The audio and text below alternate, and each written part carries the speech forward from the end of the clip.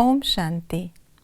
पतित पावन बेहद का बाप, सर्व का सद्गति दाता, लिबरेटर, गाइड, हम सजनियों का साजन, संगम युग पर आकर हम आत्माओं को बेहद की रात से निकाल बेहद के दिन में ले जाने के लिए बेहद की पढ़ाई पढ़ाते हैं।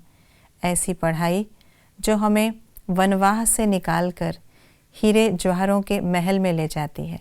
तो आइए रिवाइज करते हैं आज के 31 दिसंबर 2022 के मधुर महावाक्यों को। कौन से बच्चे अपना बहुत नुकसान करते हैं जो चलते चलते पढ़ाई छोड़ देते हैं? रेगुलर पढ़ाई न पढ़ने का परिणाम क्या है? घाटा पड़ जाता, नापास हो जाते, पद भ्रष्ट हो जाता, खून के आंसू बहाते, स्वर्ग की ऊंची बादशाही गंवा देते। सतयुग में क्या होता है?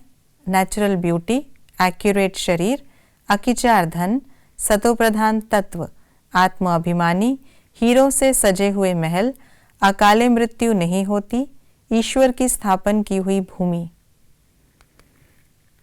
शिव बाबा संगम युग में आकर क्या करते हैं?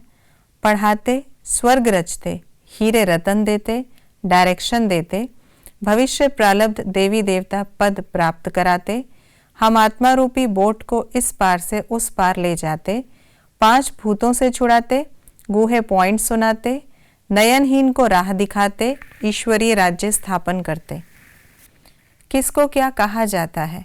बाप को ईश्वर, परमात्मा को खिवैया, कलयुग को पुरानी दुनिया, ब्रह्मा की संतान को ब्राह्मण, परिस्तान की परी को स्वर्ग का मालिक। क्या होने से क्या होता है?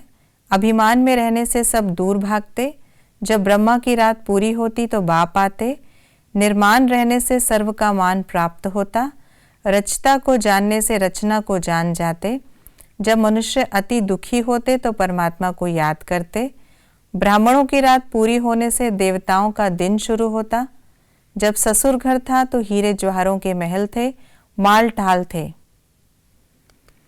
आज की मुरली के अनुसार कंट्रास्ट की बातें इस प्रकार हैं। कलयुग है पुराना युग, सतयुग है नया युग, अभी की दुनिया है आयरन एज, नई दुनिया है गोल्डन एज। सतयुग है ईश्वर की स्थापन की हुई भूमि, अभी है आसुरी भूमि। अभी का संसार कांटों से भरा हुआ है, सतयुग है फूलों की दुनिया। इस समय सारी दुनिया वनवाह में है, सतयुग में बहुत माल ठाल होंगे। पहले जब बाबा कहते थे तो जिस्मानी बाप याद आता था, अभी बाबा कहने से बुद्धि ऊपर चली जाती है।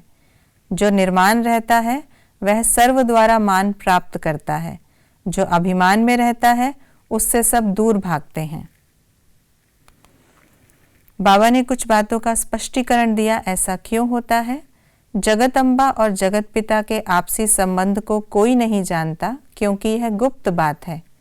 सुखदायी आत्मा जितना महान उतना निर्माण होती, क्योंकि सदा भरपूर है। गुरु नानक कब आएंगे यह बात उन लोगों को नहीं पता, क्योंकि कल्प की आयु लंबी कर दी है।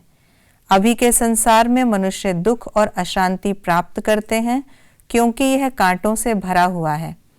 विक्रम विनाश होने में समय लगता है, क्योंकि आधा कल्प के पाप सिर पर हैं। हमें किन बातों की धारणा करनी है?